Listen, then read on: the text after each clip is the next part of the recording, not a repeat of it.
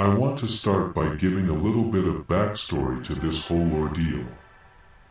I don't want to put my name out there, so I'll just say my name is Adam. I moved out of my parents' house almost 5 months ago when I found a posting for a job that included a living apartment above it.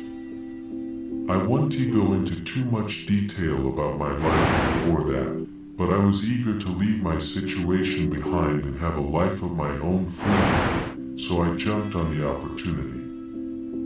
I called the phone number provided and talked to a kind older sounding woman who took down my name and answered a few of my questions. At first, I was skeptic and expressed as such, understandable given how well paying it was and all that came with accepting the job. She assured me it was a real offer and that the reason for that was because they were struggling to find anyone that would stay at the job for more than a few weeks. Obviously this was a red flag, and I even tried to press for more information, but she was reluctant to tell me more. Most people would have left then and there, and rightfully so, but like I said, I was in a bad situation and needed out, so desperation won over logic and reason. The job was to take care of a store in a small town some miles over from where I grew up. I would be in charge of the whole store, all besides ordering stock, as the lady over the whole said they order stock periodically on their end, so I would just have to worry about unloading and shelving things. I didn't have a car, so I had to ask a local friend to drive me over. I explained to them the whole thing and, obviously, they didn't think it was a good idea, but they also understood what position I was in, so they quickly let it be. Part of me wishes they hadn't, but hindsight is 20/20, so they say. When we rolled into the sleepy town of Pinewood, named very originally after the fact that it was, in fact, in the middle of a pine forested area, I already felt this sense of offness. Now, you hear stories about this all the time, people driving through creepy old towns where the residents just stare at you as you pass by, but that was what this town was like. Both me and my friend were extremely creeped out by this. He even asked me multiple times if I was absolutely sure about this, but honestly between living in some creep town and going back to my parents, I would room with a serial killer if I had to. We got to the store, which was situated at the far end of the main street running through the town, a general store, looking somewhat run down in that typical old town sort of way, where it almost has a charm to it. I will admit, the charm did kind of pull me in a bit, and I figured maybe the townsfolk just didn't get a lot of people running through, let alone moving in. Or maybe I was just trying hard to convince myself this was normal. The old lady I talked to over the phone met me at the door, where the other town folks had just stared. She seemed in high spirits and honestly just a sweet old lady, maybe in her 70s. Keeping with the theme of anonymity, for the rest of this retelling of events, I'll be calling her Ms. Sylvie, or just Sylvie. Sylvie greeted me with such warmth and politeness that I honestly forgot all about all the odd goings-on that lead to this point. This was the conversation to the best I could remember. Sylvie, you must be Adam. Such a handsome young man. Thank you so much for taking over the store. This old place is a staple in this town, and I'm just too old to keep it running, you see.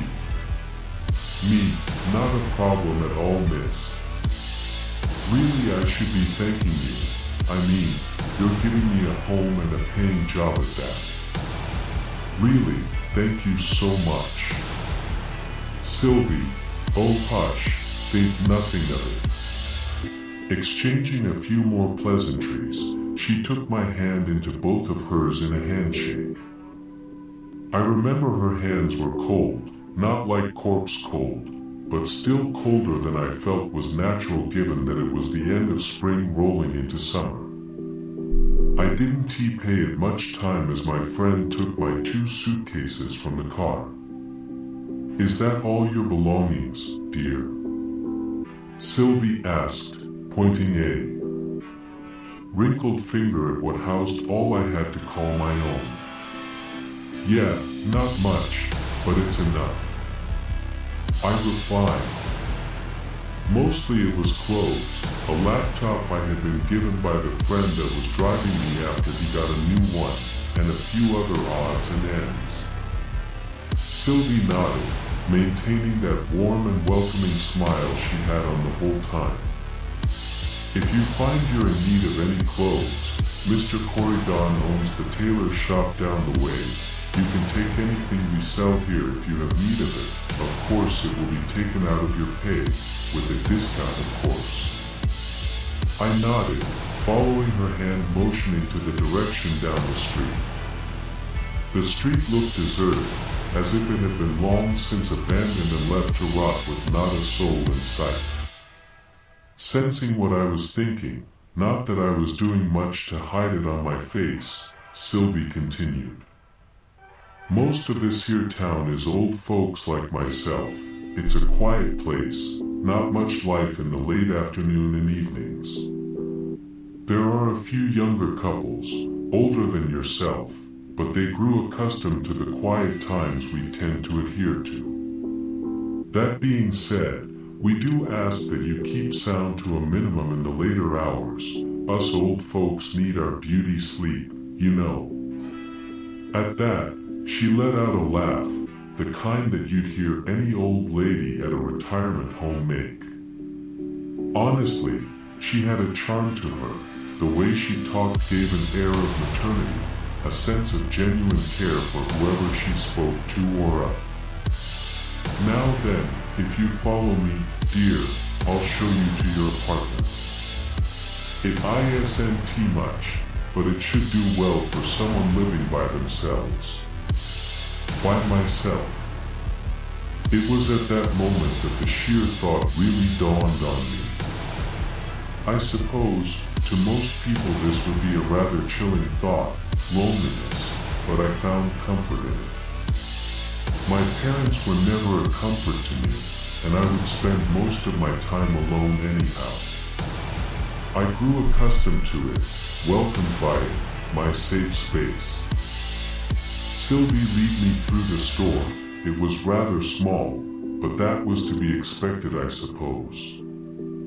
In a way, it was cute, a small general store for a small town, a few aisles with stocked shelves, some fridges in back for meats and frozen goods, and a few more, well, general items. In the back was where I would be most of the time, a cashier's counter, a shelf behind stocked with cigarettes, and a mirror to see at some parts of the store. The place didn't have any sort of surveillance, which I guess was on point for a store that old, and in a sleepy little town, I suppose crime isn't too common anyhow. Next to the cashier's counter was the door to the storage room, with a freezer along the back wall and the rest just shelves. Through there was the door to the stairs leading up to my apartment, and a door leading outside to the back where the garbage was. Going up the stairs as my friend helped carry my bags, I reached the top, a long hallway greeting me, the lights a dim yellow with that all too familiar fluorescent buzzing. My door was the first, and then after was one other door at the end. I looked at it somewhat puzzled, figuring it must be the apartment next door, though unlike mine, there was no peephole and there seemed to be quite a few locks on it. It was hard to see from the angle I was standing, but it was strange for sure. Unlocking the door and letting me in, I got my first view of the place. It certainly didn't feel small to me, but then again, a cardboard box would have likely been a welcoming home to me at that point. But the place was more than I could ever ask for, A small living room right at the door.